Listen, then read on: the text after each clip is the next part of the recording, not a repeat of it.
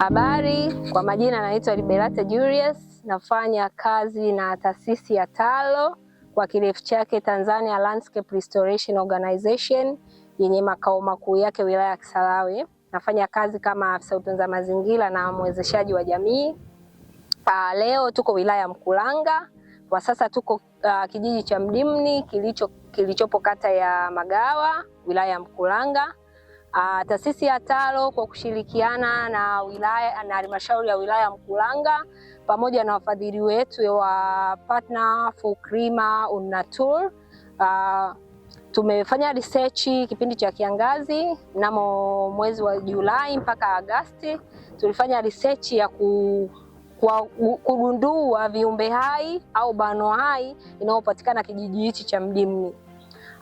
Kijiji cha Mdimni ni kijiji ambacho kina utofauti mkubwa na kina mwamko mkubwa katika suala zima la utunzaji wa mazingira, ikiwemo utunzaji wa mikoko na miti yenye asili ya pwani. Kama mnavyoona hapa, tupo katika kisiwa cha Kipelani ambacho kipo ndani ya kijiji hichi cha Mdimni.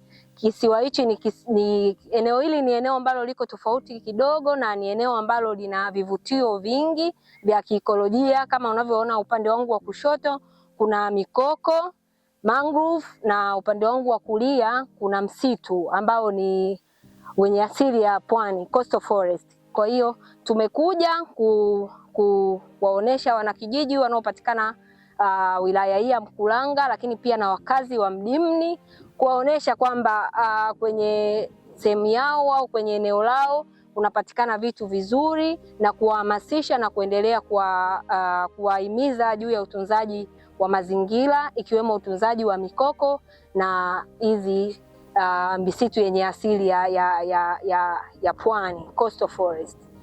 Lakini pia katika kisiwa hiki cha Kipelani kina vitu vya kipekee sana, ikiwepo wanyama mbalimbali, ndege, wadudu, reptiles na fauna zingine ambazo zinapatikana hapa. Lakini pia kuna mimea ambayo ni mimea ya asili na kuna mikoko pia. Kwa hiyo tumegundua vitu vingi, tumegundua kuna mimea ya asili ambayo ni mingi, kama unavyoona humu kuna mikongo, kuna mikuruti na mimea mingi kwa kweli, ambayo tutaionyesha katika matokeo ya utafiti huu mwishoni.